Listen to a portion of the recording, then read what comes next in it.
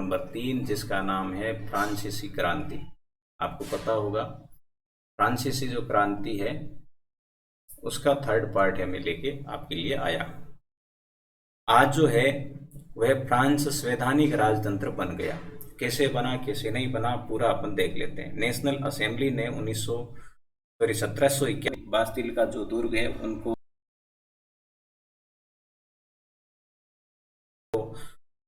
France के जो लोग हैं वो घेर लेते हैं। तीसरा स्टेट है, सुबह सभा बुलाई जाती है, सभा के अंदर है बास्तिल दुर्ग को ध्वस्त कर दिया जाता है। उसके अंदर जो 7 कैदी होते हैं उनको छुड़वा लिया जाता है और वहाँ के जो हथियार है वो लोग है अपने कब्जे में ले लेते हैं। उसके बाद में है सभा बुला ली जाती है और संविधान निर्माण की प्रक्रिया है वो शुरू कर लेते हैं।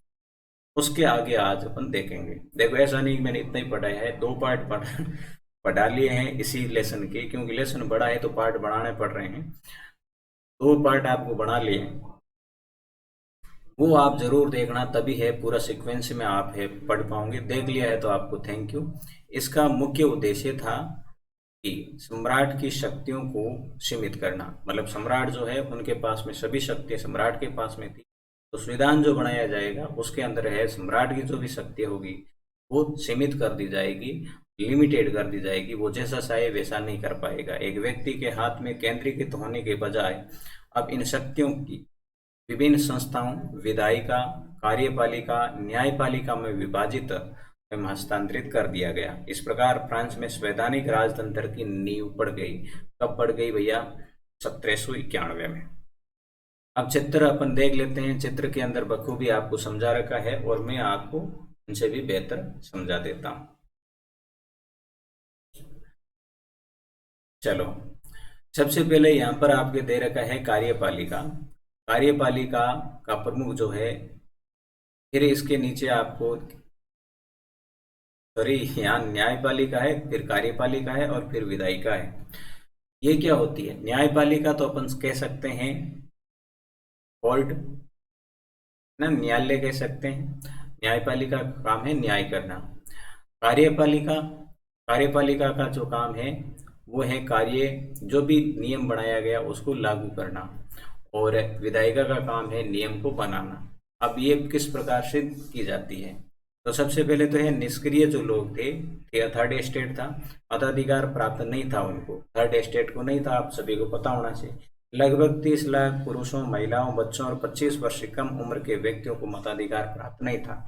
ये ध्यान रखना, 25 वर्ष से कम जो वर्ष के व्यक्ति थे उसमें भी महिलाओं को कोई अधिकार नहीं था, बच्चों को कोई अधिकार नहीं था, पुरुषों को भी। कितने? 30 लाख लोग ऐसे थे जिनको वोट देने का अधिकार नहीं था फ्रांस में। फिर सक्रिय लोग आते हैं, तो सक्रिय लोग मताधिकार प्राप्त लोग थे, मतलब मत अपना वोट दे सकते थे। वो लोग थे 2.8 करोड़ की जनसंख्या में लगभग 40 लाख लोग। वोट देने वाले लोगों की संख्या कितनी होगी आपके सामने? 40 लाख ही हुई है, जबकि जनसंख्या है कितनी? 2.8 करोड़ है, जो कि सक्रिय नागरिक थे, वोट दे सकते थे केवल, परंतु वोट दे रहे हैं 40 लाख। ये वोट देकर अपने जो निर्वाचक है, अपने जो नेता है उनको चुन रहे हैं। और वो कितने लोग हैं? 50,000 पुरुष हैं, केवल पुरुष हैं, महिलाएं नहीं है, ये ध्यान रखना। क्योंकि फ्रांस में उस समय महिलाओं को वोट देने का अधिकार नहीं था। वोट देने का जब अधिकार नहीं होगा तो नेता भी नहीं बन सकते। ये जो 50,000 पुरुष है वोट देकर है नेशनल असेंबली का चुनाव करते हैं, जिसके अंदर 745 सदस्य थे। ये जो 745 सदस्य हैं इनमें से मंत्री भी बनते हैं और सम्राट भी है। सम्राट कौन है? सम्राट के अधीन मंत्री है, सम्राट के व्यक्ति है। इस पर नियंत्रण रखने का काम है वो कौन कर रही है? नेशनल असेंबली कर रही है। कौन कर रही है? National assembly. राजा पर भी यही नियंत्रण रखेगी और मंत्री पर भी, मतलब ये मनमानी नहीं करे। जैसा नेशनल असेंबली कहेगी, जैसे ये लोग कहेंगे, यही फ्रांस के लोग थे, वैसा ही इसको करना पड़ेगा।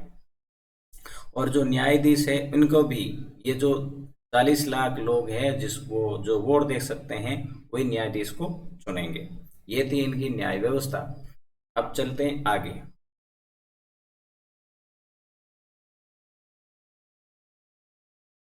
1791 में संविधान को कानून का अधिकार नेशनल असेंबली को सौंप दिया। नेशनल असेंबली अप्रत्यक्ष रूप से चुनी गई थी, क्योंकि प्रत्यक्ष नहीं थी, आप सभी को पता होना चाहिए, लोग थे। लोगों ने वोट किसको दिए? अपने नेता को दिए, और नेताओं ने जाकर है नेशनल असेंबली को चुना था। जिस प्रकार अपने कौन है मैं आपको बता दूं, तो अपन जैसे किसको चुनते हैं,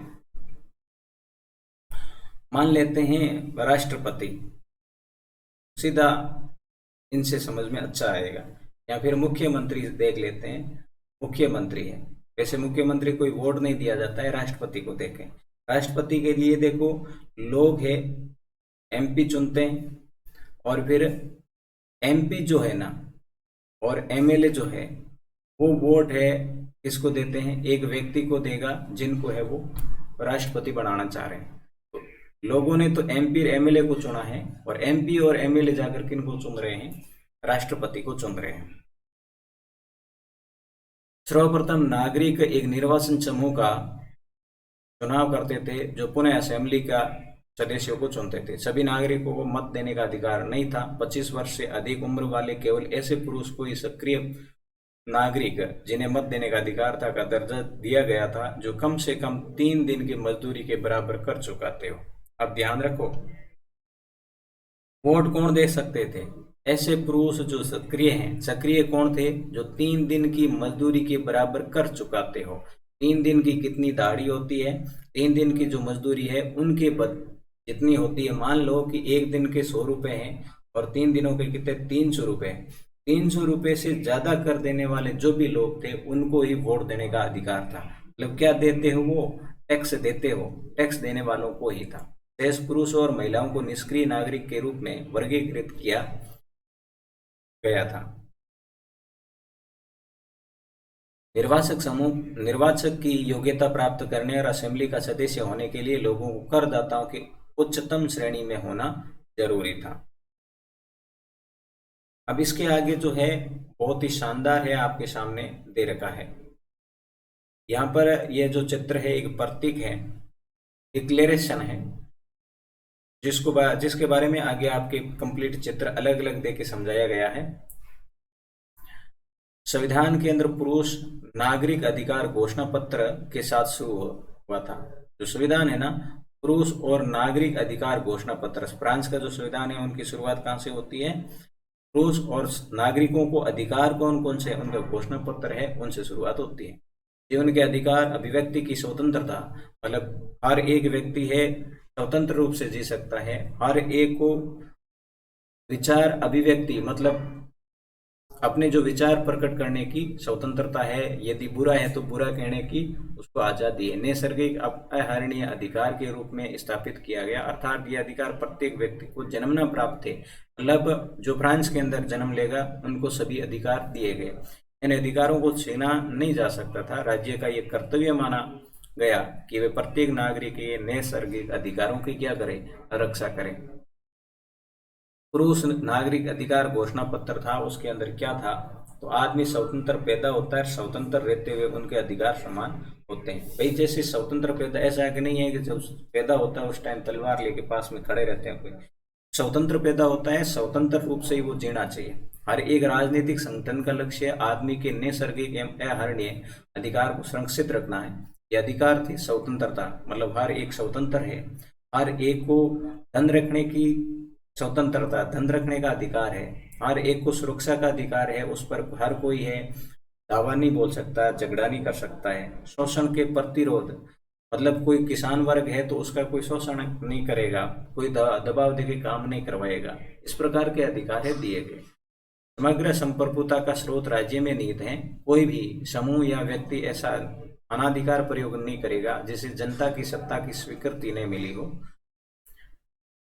स्वतंत्रता का ऐसे काम करने की शक्ति से है जो औरों के लिए नुकसानदेह न हो। देखो, स्वतंत्रता वे हो कि अपन वो काम करें जिससे दूसरों को नुकसान न पहुंचे, तो वो स्वतंत्रता मानी जाएगी। समाज के लिए किसी भी हानिकारक कृत्य पर पाबंदी लगाने का अधिकार कानून के पास में है। यदि कोई दुराचार कर लेता है, नियम के विरुद्ध काम कर लेता है, तो कानून के तहत ही उसको सजा दी जा सकती है। ऐसा नहीं कि जैसे पहले राजा चाहते थे उसको दंड दे दिया करते थे। कानून सामान्य इच्छा की अभिव्यक्ति है। सभी नागरिकों को व्यक्तिगत रूप से अपने प्रतिनिधियों के माध्यम से इसके निर्माण में भाग लेने का अधिकार है। कानून की नज़र में सभी नागरिक क्या है, समान है। कानून सम्मत प्रक्रिया के बाहर किसी भी व्यक्ति को न तो दोषी ठहराया जा सकता है और न ही गिरफ्तार या नजरबंद किया जा सकता है। आप समझ रहे होंगे कि जो अधिकार दिया गया था, जो घोषणा पत्र है फ्रांस के संविधान के, फ्रांस की जो असेंबली ने दिया था, उसके अंदर सबसे पहले नागरिकों को जो अधिकार है, नागरिकों की जो स्वतंत्रता है, उसको ही तवज्जो दी गई है। यहाँ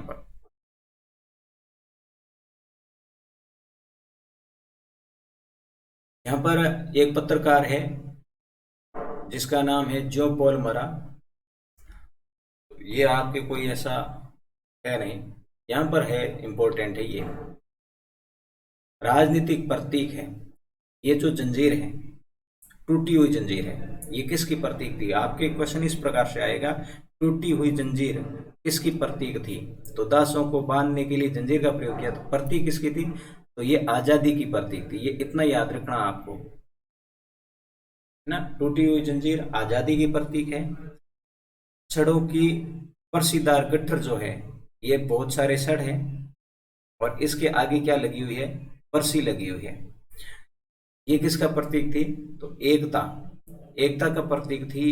छड़ों का गट्ठीदार बर्सीदार जो गट्ठर है वो, मतलब अकेली छड़ को आसानी से तोड़ा जा सकता है, परंतु एकता में ही शक्ति है ना, गट्ठर को कभी नहीं तोड़ सकते हैं। तो एकता की प्रतीक थी ये प्रतीक चिन्ह आप कंप्लीट याद रख लेना।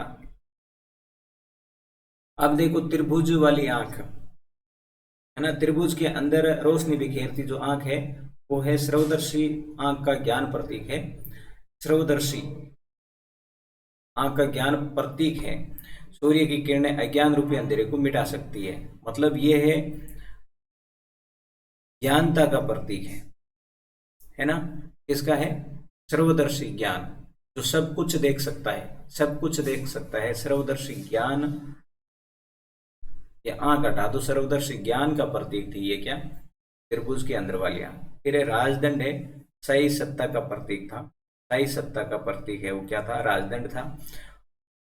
एक सांप है जिसने अपनी पूंछ है अपने मुंह में ले रखी है, ये जो प्रतीक है ये समानता का प्रतीक था, ठीक है ना। कोई बड़ा नहीं है, अंगूठी का कोई और शोर नहीं है, मतलब सभी समान रूप से हैं। ऐसा नहीं है कि यहाँ पर अंगूठी पूरी हो जाती है तो इसके बाद में वो वाली कैटेगरी शुरू हो जाएगी, ऐसा कुछ नहीं था। तो ये है समानता का प्रतीक थी। उसके बाद में लाल टोपी आती है आपके। लाल टोपी जो है वो किसका प्रतीक थी? तो लाल फ्राइजिंग टोपी है दासों द्वारा स्वतंत्र होने के बाद पहनी जाने वाली टोपी। तो ये स्वतंत्रता की टोपी थी, स्वतंत्रता की प्रतीक थी। नीला सफेद लाल फ्रांस के राष्ट्रीय रंग है ये। तो ऐसा आ सकता है फ्रांस के राष्ट्रीय रंग कौन से हैं? तो नीला है, सफेद है और लाल है, ठीक है। तो इस प्रकार आपको दिख रहा होगा, ये नीला रंग है, ये लाल रंग है और ये जो है सफेद रंग है। तीनों रंगों का प्रयोग यहाँ पर किया गया है। तो ये है किसका है? राष्ट्रीय प्रतीक का था। अब यहाँ पर देखो एक परी उड़ रही है ना, कहाँ जा रही? डेनो वाली स्त्री जो है कानून का मानवीय रूप है। कानून है ना, वो मानव में ही निवास करता है। ऐसा नहीं है कि ऊपर से जैसा कहा है राजा जैसा कहता है वैसा होगा। कानून का मानवीय रूप, मानव खुद ही कानून का निर्माण कर सकता है। फिर है विधि पट। ये जो है ना, ये विधि पट हैं, मतलब कानून के पट हैं, पत्रिकाएं हैं। तो ये है कानून सबके लिए सम्मान है और उसकी नज़र में सब बराबर है। ये समानता का प्रतीक, कानून की दृष्टि में सभी समान का प्रतीक है। वो कौन से थे? विधि पट थे।